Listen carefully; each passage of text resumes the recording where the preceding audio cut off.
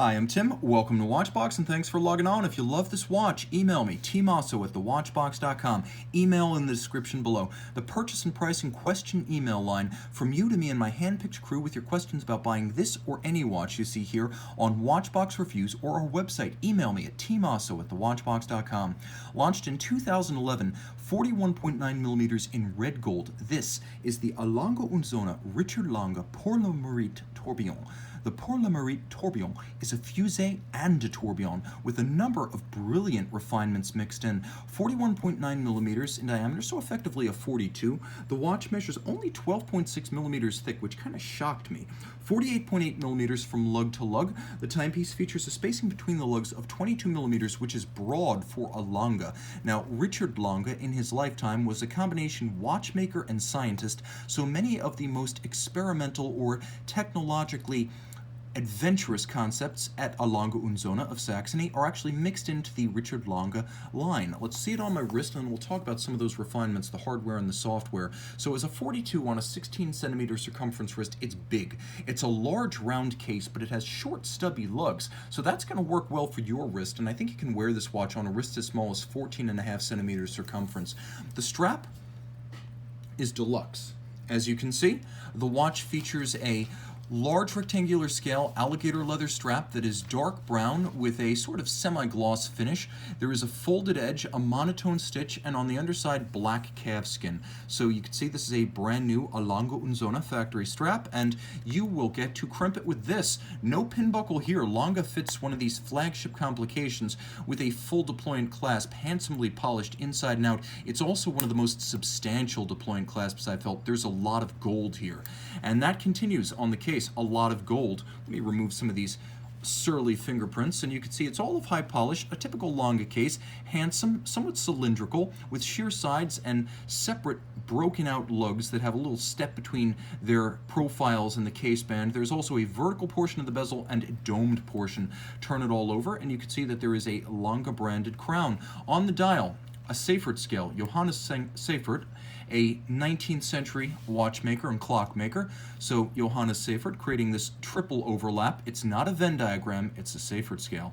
You'll note alpha style hands pinched at their center, rendered in red gold, and a lovely diamond counterweighted needle style seconds hand. The sterling silver dial, and it is made of sterling silver, is then galvanized this silver white you see. So gold case, silver dial. Now if you look at the tourbillon, see how close we can get without corrupting. You can see it's entirely hand-finished. Filigree style or wire-like. It features black polish across its top, black polished screws with chamfered slots.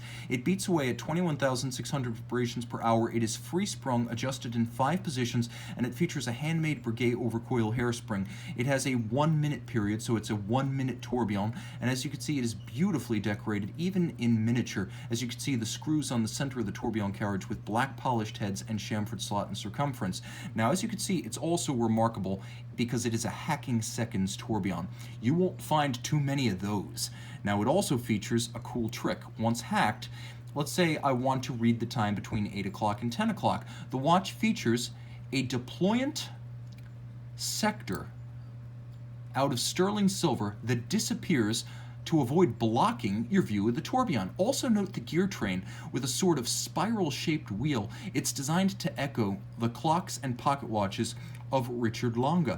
Turn it all over, and you have caliber L721. Now, L721 features 31 jewels and an extraordinary number of parts because the fusée chain by itself has 636 individual components. So, 5-position adjustment, 31 jewels, German silver bridges, that is nickel, copper, zinc, with the nickel, copper, and zinc combining for that golden hue. Most of that is the copper. Fired, kiln-fired, blued, oxidized screws, as well as black polished screws. And you'll see, aside from the black polished case clamp screws, when you see a black polished screw, it's used for adjustment of the mechanism, and blued screws are used for fixing components in place.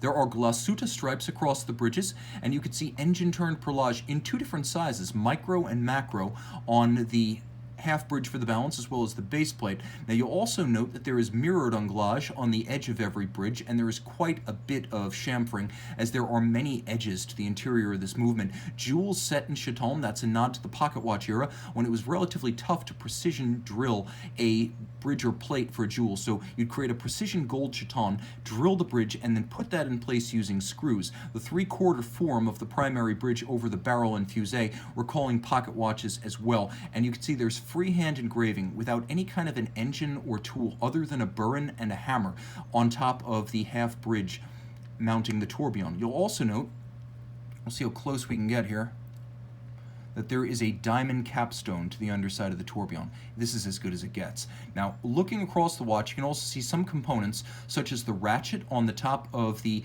fusee, are actually black polished, the highest standard of optical finish.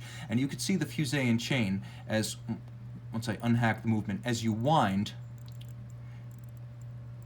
I should say, that is the fusee, and this is the barrel, and as it unwinds, the chain moves from the fusee to the barrel.